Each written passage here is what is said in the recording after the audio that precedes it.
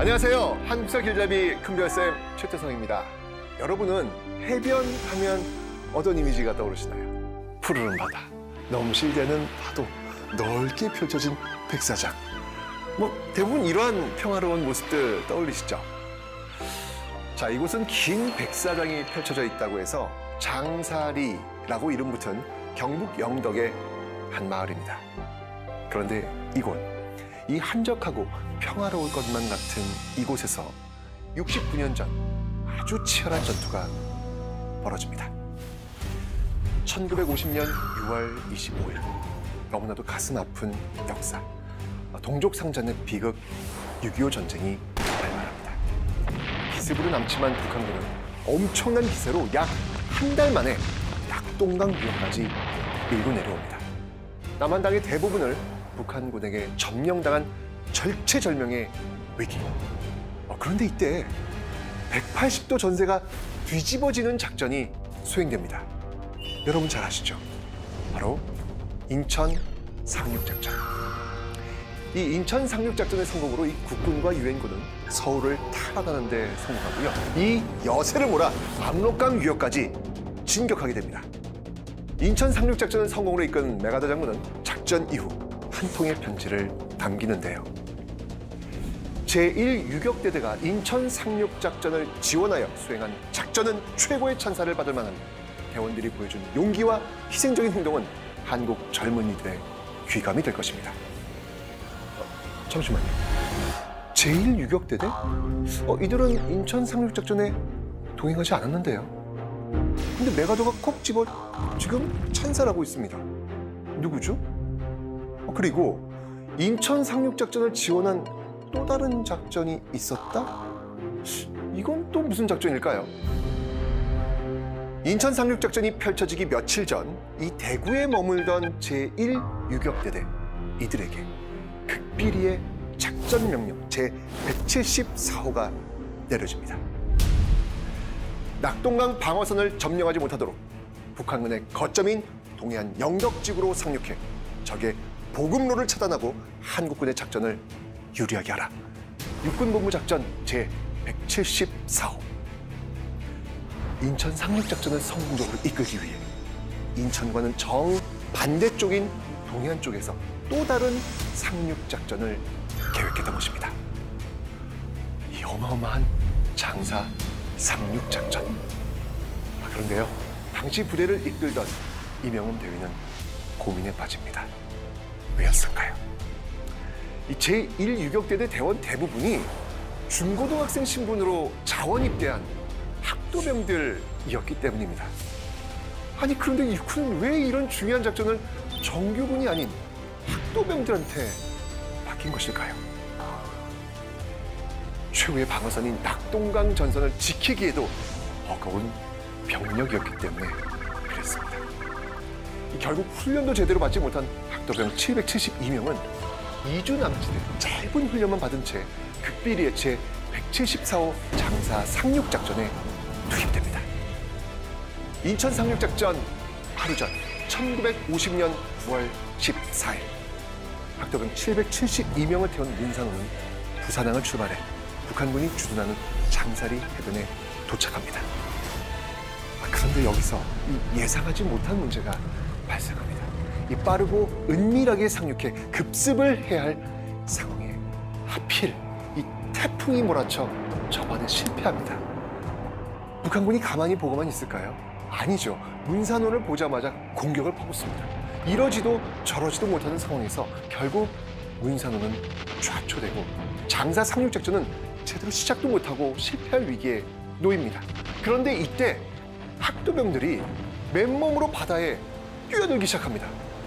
좌초되는 배에서 죽느니 무엇이든 해보자는 결심이었겠죠. 적의 총탄이 쏟아지는 상황에서 이 밧줄 하나의 의지에 상륙을 시도하는 어린 학도병들. 해변에 도착하기도 전에 바닥에 휩쓸리고 총탄이 맞아 쓰러지는 학도병들이 속출하는 상황. 겨우겨우 해변에 도착한 학도병들. 그러나 이들 역시 숨을 곳 하나 없는 해변에서 적의 공격에 그대로 노출될 수밖에 없었겠죠. 이 학도병들은요, 필사적으로 이 모래를 파서 겨우겨우 몸을 숨겼다고 합니다. 천신만고 끝에 상륙에 성공한 학도병들은 바로 그날 인천 상륙작전이 실시된 사실도 모른 채 북한군과 정말 악착같이 전투를 펼칩니다. 여러분들 기적을 믿으십니까? 기적이 일어났습니다. 결국 이들은 국도 7호선을 봉쇄하고 북한군 보급로를 차단합니다. 장사 상륙작전이 성공한 겁니다. 그러나 작전 성공의 기쁨도 잠시 치열한 전투로 지칠 대로 지친 상황. 작전에 투입되기 전 이들에게 지급된 식량은 건빵 한 봉지와 미숫가루 3봉지. 그것마저 떨어져 굶주려야 하는 상황. 설상가상 북한군이 반격을 위해 몰려오고 있는 상황. 그 상황에서 학도병들은 얼마나 힘들고 무서웠을까요? 철수만이 살 길이었습니다. 그러나 자신들이 타고 온 군산호는 이미 좌초되었습니다. 바다도 육지도 모두 막혀버린 상황. 부대장 이명흠 대위는 포기하지 않고 계속해서 구조 요청을 보냅니다.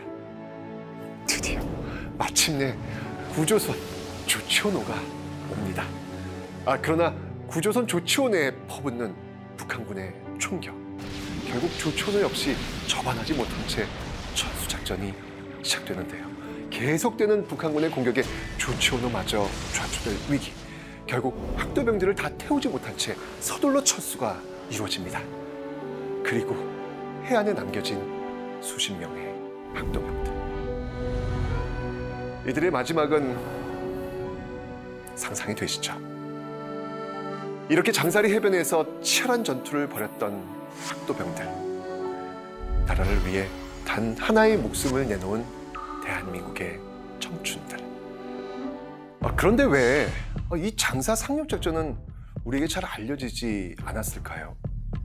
먼저 이 극비리에 진행된 작전이었기 때문에 작전 문서가 제대로 남아있지 않았습니다. 게다가 이 작전에 참여한 제1유격대대 부대원들은요, 정규군이 아닌 군번도 없던 학도병들이었기 때문에 이들에 대한 기록 역시 거의 남아있지 않았습니다. 또한 엄청난 성공을 거둔 인천 상륙작전에 가려져 장사 상륙작전은 주목받지 못했죠. 그저 생존 대원들의 기억을 통해서 전해지다가 1997년 해군이 장사리 해변에 잠들어 있던 이 문산호의 잔해와 유해를 수습하면서 장사 상륙작전이 마침내 세상의 주목을 받게 됩니다. 나라를 지키겠다는 신념 하나로 유격대에 자원 입대한 학생들. 아무도 성공을 말하지 못했지만 그 누구도 포기하지 않았습니다. 세계적인 해전으로 크게 평가받는 인천 상륙작전. 하지만 그 뒤에 가려져 있던 장사 상륙작전과 희생당한 청춘들을 우리는 너무 오래 잊고 있었습니다. 우리가 기억해야 할 역사, 장사 상륙작전, 그리고 772명의 학도병들. 그들이 펼친 치열한 전투가 영화 장사리, 잊혀진 영웅들을 통해 그려진다고 합니다. 스크린을 통해 잊혀진 영웅들을 만나보시고 그들을 기억해 주십시오. 그들을 여러분들의 역사에 기록해 주십시오. 그리고 그 꽃다운 청춘들마저 전쟁터에 내몰려 있던 전쟁의 비극도 잊지 말아 주십시오. 장사리의 잊혀진 영웅들, 이제 기억하겠습니다. 감사합니다.